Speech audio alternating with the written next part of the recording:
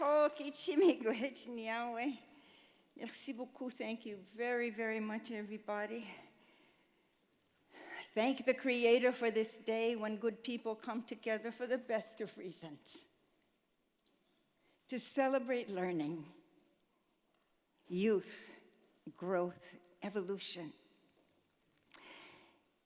You know, I've always thought it kind of nice that graduation, which sounds like the end of something, this part of your college career, is celebrated with a ceremony called commencement, which actually means the beginning of something, the rest of your life.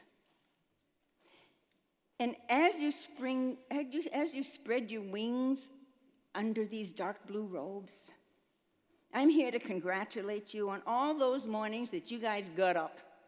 You showed up and you stepped up when you might have preferred to stay in bed. Way to go, that's how to do it. I've never been able to learn how to read music, although I'm known as a musician. And I can write it, but the next day I can't read it back. So in school, I was shunned and shamed because I always failed music class and I was never allowed to be in band. And I was told that I couldn't be a musician, even though I'd go home after school and play fake Tchaikovsky on the piano. I was also told I couldn't be an Indian because all the Indians were gone. And these two dichotomies, they've just beaded the edges of my life, all my life. People don't know who you are until you show them who you are. That's how life is sometimes. Don't let it ever get you down. Some will tell you what you really want isn't on the menu. Don't believe them. Don't believe them. Cook it up yourself and then prepare to serve them. That's how they'll know. Recently, of course, there have been very disturbing revelations about Indigenous people in Canada, Truth and Reconciliation, missing and murdered Indigenous women and girls that have shocked many, many Canadians who had never been in a position to learn about those things. And I'm very glad that the information, as horrifying as it is out and available for everyone to know, because that's where learning and understanding and actions can make things better. That's where it begins. I like to counterbalance the horror part of our history with some of the wonderful stuff that you've also never gotten to learn. Not because I want to brag about our contributions or to scold anybody about anything, but because this is a metaphor for how life is out there. Whether you're Indigenous or some other lucky combination of the human genome. Indigenous people didn't fear white people because they were white, you know. It was never about race. It was about greed and power. And many, many Europeans left Europe because of exactly the same things that Indigenous people are still trying to make better today. We're all in this together. Feudalism, poverty, cruelty, child abuse, misogyny, inequality, and greed. These predatory behaviors have got to go. But hey, the Raptors won. Yay! Do you know why this is extra exciting for somebody like me? It's because I know who invented team sports. We did. Team sports were invented on this side of the waters. Team sports weren't played anywhere else in the world. Even the original Olympics in Greece were about individuals. But over 2,000 years ago, in cities bigger than London at the time, Indigenous people in Mexico invented the rubber ball. They also invented spectator sports stadiums with stepped bleachers on either side of the playing field, just like we still use for watching sports today. And they invented the goalpost, they invented the rules, and the protective equipment like shoulder pads and knee pads, and helmets featuring animal logos. Pretty much the whole concept within which today's modern sports have developed. You didn't know that? Most of us have never heard about it. Ask yourself why. And then be happy. Because actually, there's a great big world out there. And it's full of stuff that nobody ever told you about because they didn't know themselves. The world you're about to enter isn't like it was 40 years ago or even 4 years ago. But moreover, it will always be new and it'll always be amazing.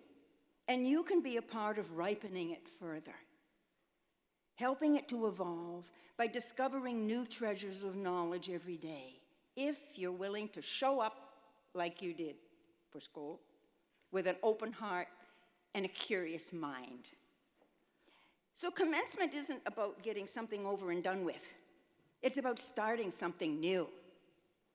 And every second you're alive is the cutting edge of the future. Now doesn't get any nower. This is it.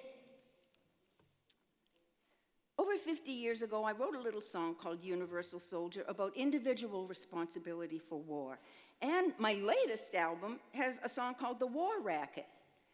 Because, every time there's a big war and it finally ends, everybody swears, never again, there'll never be another war. But 30 years goes by, and what happens? There's another war. And now and then, therefore, somebody asks me, does the fact that we still have war mean that art and literature and music are useless? Well, although I'm very proud of my generation for having helped to stop the Vietnam War, and songs are a big part of it, and youth was a big part of it, and students were a big part of it, still today there's something that we haven't done yet. Even today in North America, we don't have a single college of clout and funding dedicated to alternative conflict resolution, which can be taught. And the way I look at it, war and predators, they're like termites. Termites are seasonal and cyclical. Don't take it personally. And even if you get rid of them for a while, if you live in a wood house and you're not paying attention, eventually termites will find your house again. But be vigilant when it comes to war and termites and life's predators. They just do what they do. Sometimes the terminally greedy are not that smart, but they still do what they do. So if you see something, say something, or your house might fall down. So I say something. I really do believe in lighting a candle instead of sitting around cursing the darkness.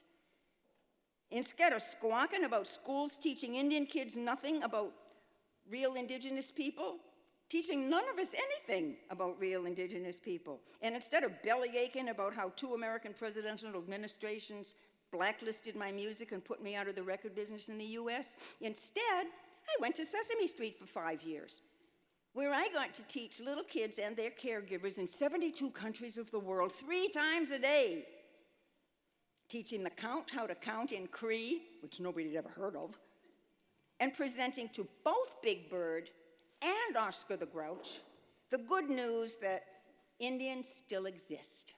We're not dead and stuffed in some museum alongside the dinosaurs. We are here among you, learning and teaching every day.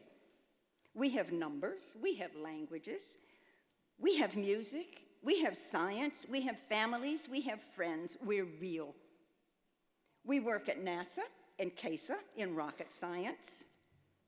And I hope you know about our accomplishments in optics, acoustics, math, agriculture, democracy, and astronomy have only been matched quite recently by modern people.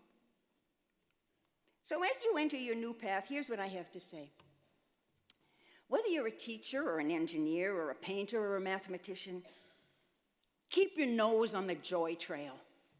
Go where you know you ought to go. Don't believe some discouraging bozo who hasn't a clue what you can do. They don't know.